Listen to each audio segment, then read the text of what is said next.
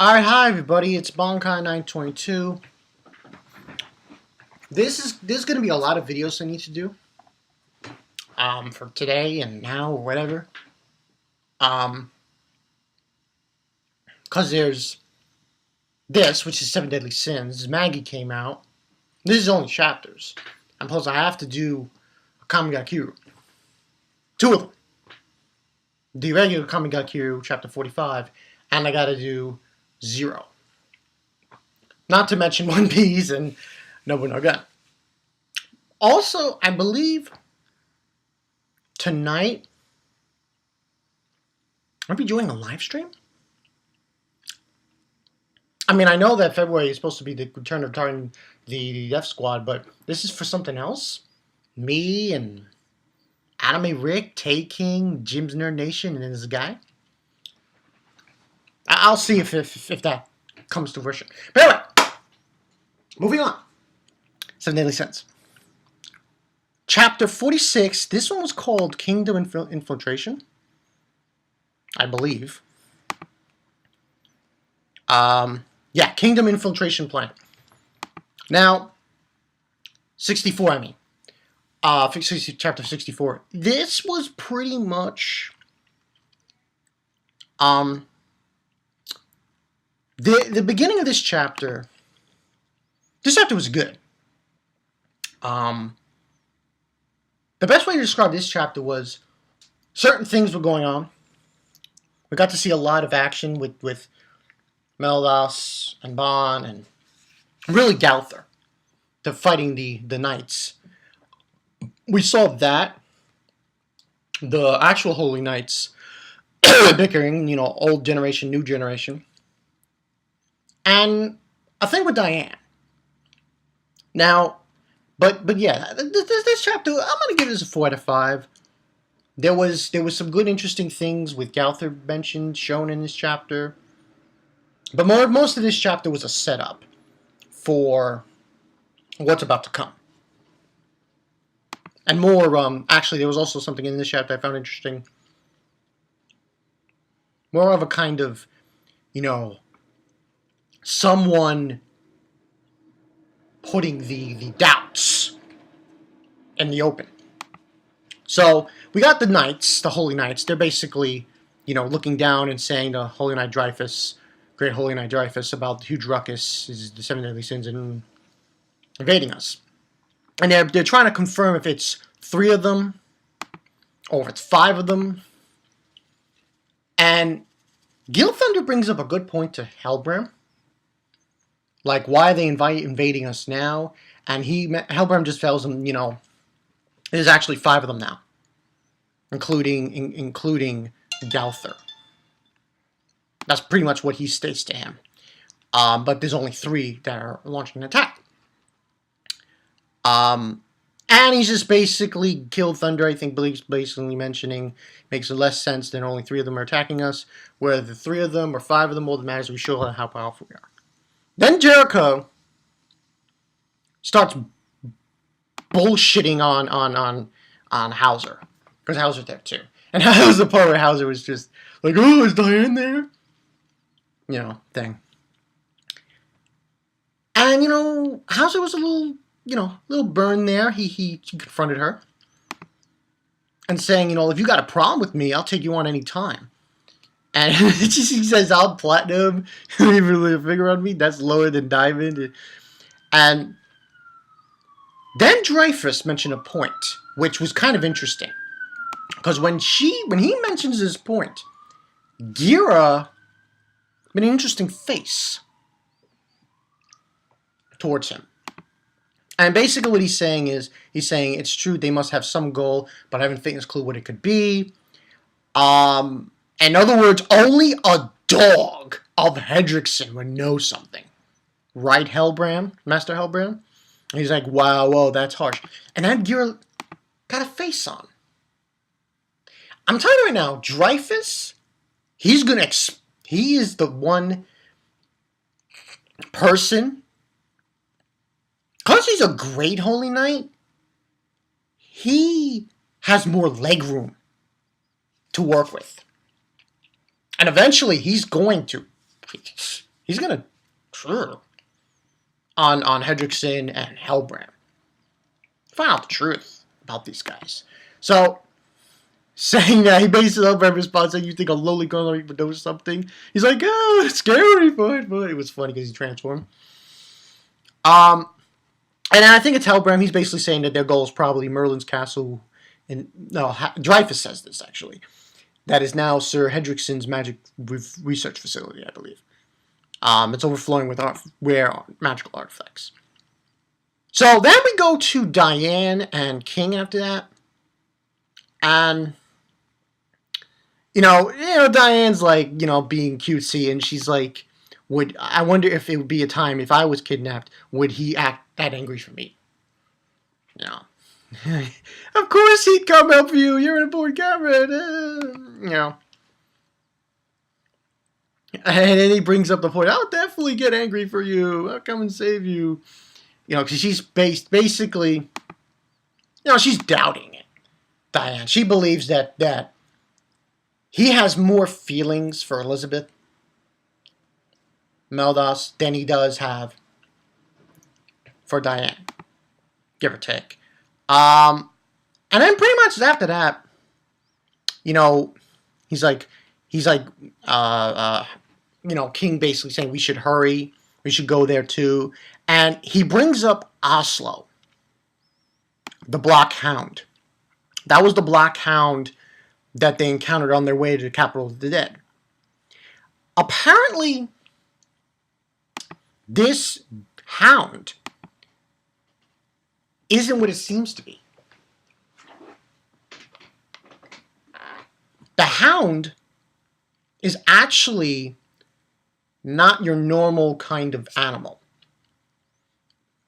It apparently is a teleportation device?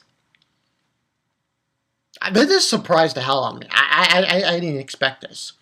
Because, from the whole... Because it was a while back since I remember seeing that hound last time. But yeah, pretty much what it does is... And I'm thinking I knew this was coming. Because they mentioned the whole thing of the dead when they went there and everything, so... It was like their first encounter with Gira. But I'm guessing what it is... And he basically explains to King. He says... You go through its mouth, and it takes you to a different location. So you don't die. You just go to a different location. Send whoever they swallow to a different location.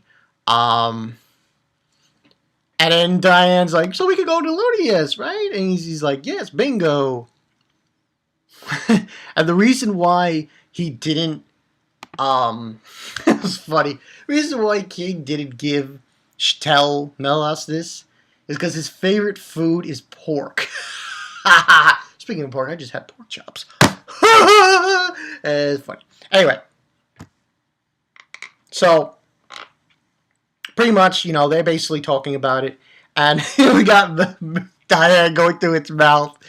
See her ass coming out of its mouth. And then she's like, is this really lowering us? Is pitch back in here? My butt is stuck. I can't get through. She's like, yo, King is getting a nosebleed and everything, so push my butt.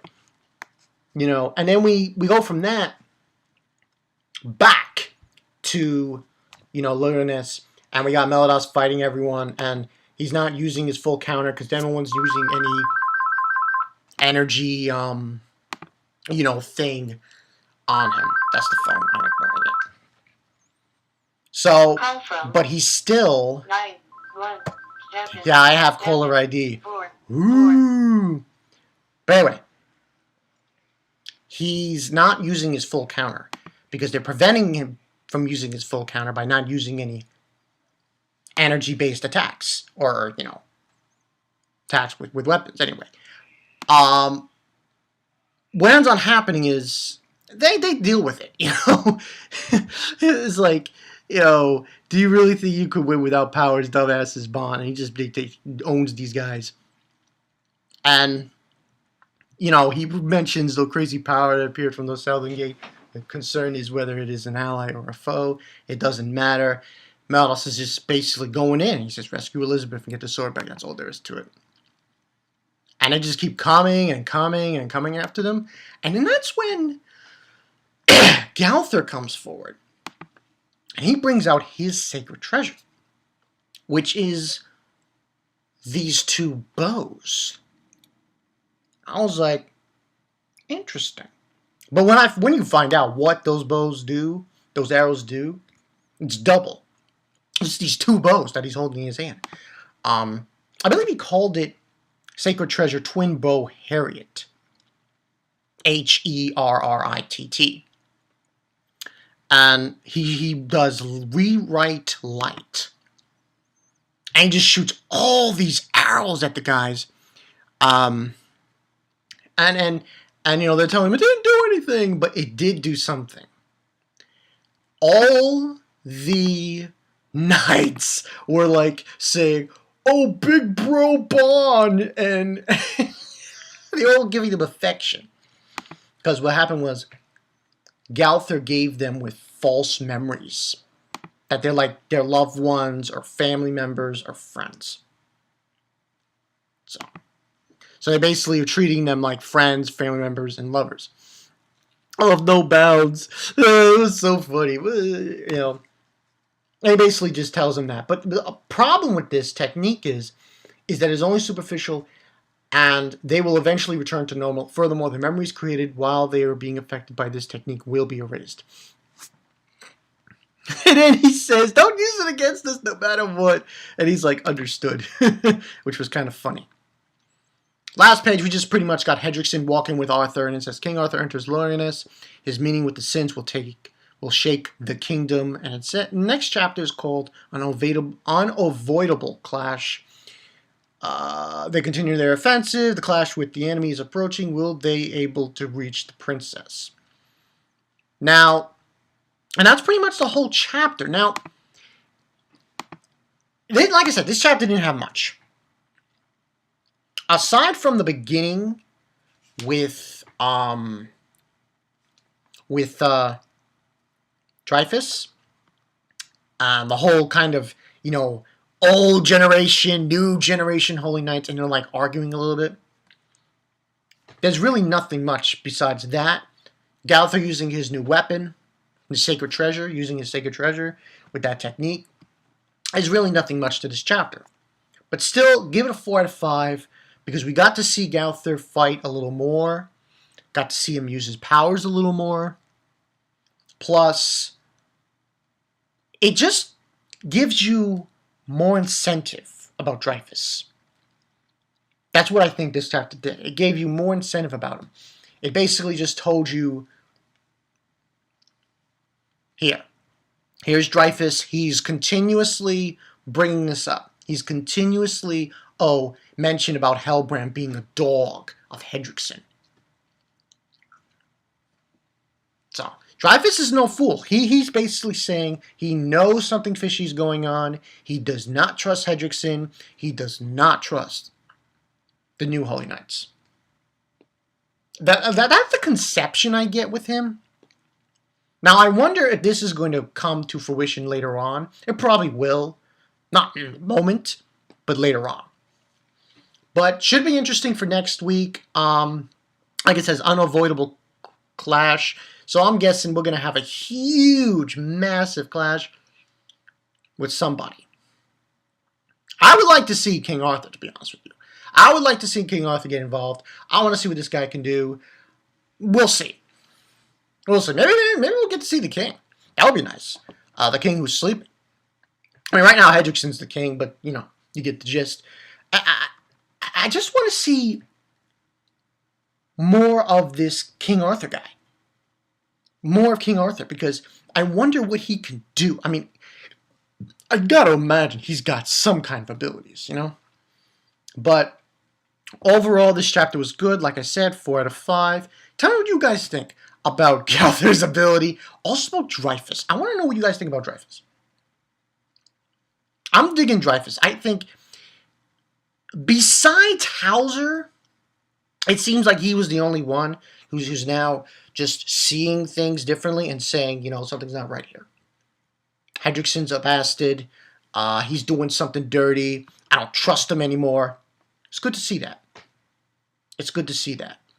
But, yeah, that's pretty much the story, people. Bankai Night 22. Can't wait for next week.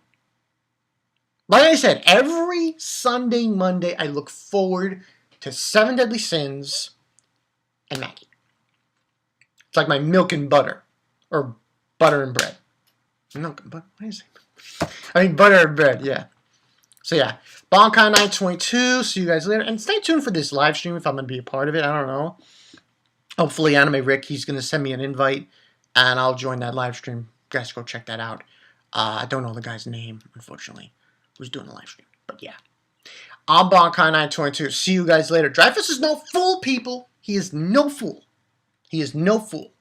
He knows something is going down, and he's burning people. He's poking.